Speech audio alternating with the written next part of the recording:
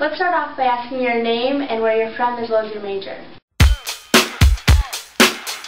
My name is Vladimir Sosa. I'm from the Dominican Republic. I'm getting a master in human resources. My name is Jaesuk Yim, and I'm from Korea, South Korea, and my major is business. My name is Katey Phipps. I came from Jaesuk province. My major is physics. How big was the influence of the government on the people in your country? It's getting smaller and smaller. A few years ago, many companies are owned by government, but it becomes owned by people. Right now, the current president, Leonel Fernandez, he's trying to push now for people to come to the United States and get a better education. And around 200 and something Dominicans are going to be receiving education. You know, government influencing people in everything, especially in the media. They just thought some information are harmful or just not good for people to know. So they just ask the media, just choose the information or benefit for government to let people know. How does the government protect and enforce property rights in your country?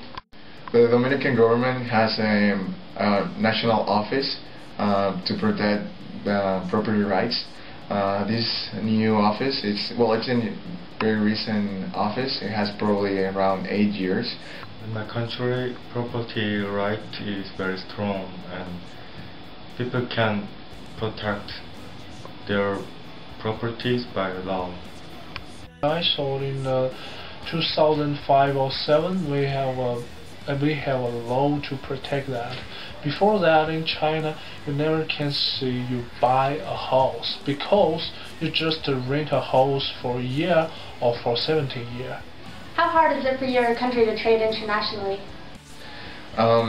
It's very easy. Right now, the Dominican Republic has the CAFTA, the Central American Free Trade Agreement, with the United States and other countries.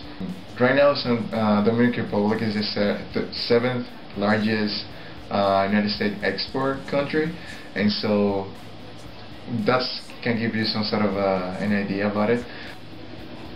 It's very hard. Many Koreans have to pay a lot of taxes to buy imported goods. How does the government regulate business and company growth? Back home, we have a national advisory committee that helps the government to have a pulse of what's going on with the private businesses, and as well, private businesses can use this advisory committee to voice out their concerns. There's almost no regulation for the companies in Korea. For example, LG and Samsung have monopoly on almost every electronic goods. Actually, in China, we have a very special kind of company. It's owned by our government. It's it's done like a company, but this kind of company just like a government agency.